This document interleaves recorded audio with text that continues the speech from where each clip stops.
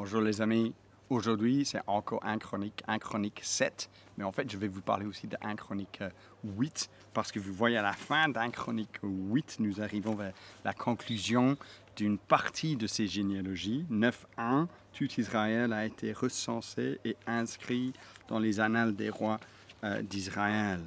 Et cela termine donc la partie depuis le début du chapitre 2. Donc si vous vous souvenez de cela, il y avait la liste des fils de Jacob, les 12 tribus, Ruben, Simeon, Lévi, Juda, Issachar, Zabulon, Dan, Joseph, Benjamin, Nephtali, Gad et Aser.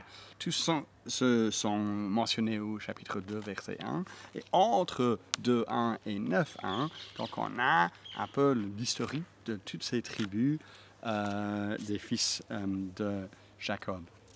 Mais en fait, si nous avons lu attentivement, on se rend compte qu'il y a 2 tribus qui manquent. Donc, il est question, chaque fois j'oublie, de Dan et de Zabulon. Et on se demande pourquoi.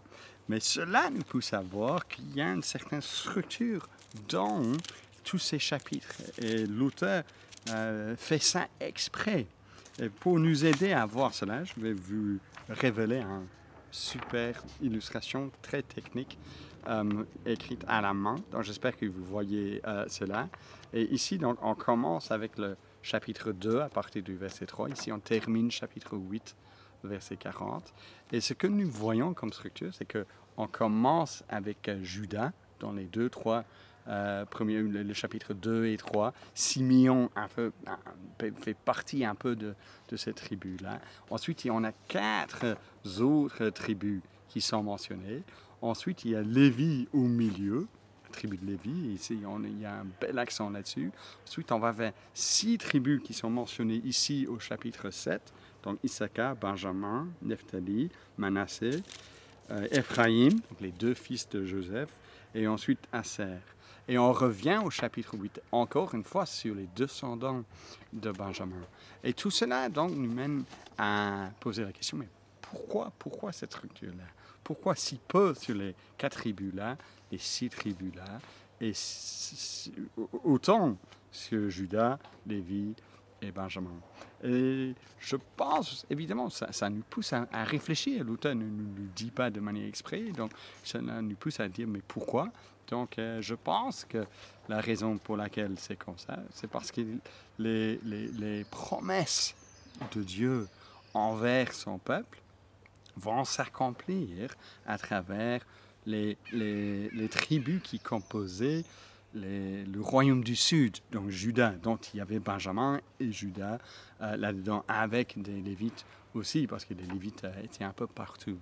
Et donc les promesses vont s'accomplir à travers cela. Ceux-là sont les tribus qui sont importants pour l'auteur de Chroniques, parce que c'est à travers cela que les promesses vont s'accomplir. C'est eux qui sont essentiellement revenus d'exil en Babylone vers la terre promise. C'est eux qui ont repeuplé donc la terre promise, et c'est de eux d'où vient l'accomplissement ultimement des promesses en Jésus, pour nous en Christ, pour le Fils de David par excellence. Et donc, je pense que nous pouvons, nous, tout en étant dans ces généalogies, nous inspirer de cela en disant « Merci Seigneur », que nous voyons que les promesses de Dieu vont continuer à s'accomplir. Alors, dernière question, pourquoi pas Dan et Zabulon?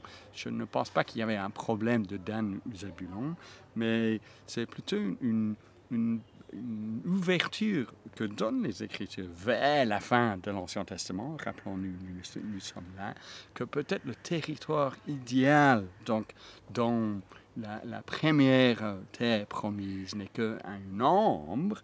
Alors c'est peut-être plus étendu que simplement Israël, parce que ici, dans les 12 tribus, il y a Manassé, et la partie de Manassé qui est à l'est du Jourdain, et cela pousse à penser, peut-être le vrai Israël c'est encore plus grand.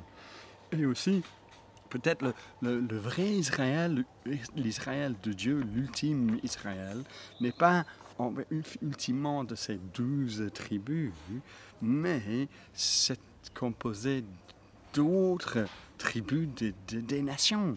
Et donc cela nous donne de l'espoir que nous aussi, nous faisons partie de cet Israël qui est encore à venir. À creuser cela lorsqu'on continue à lire notre Bible. Alors, bonne réflexion, chers amis, et bonne journée.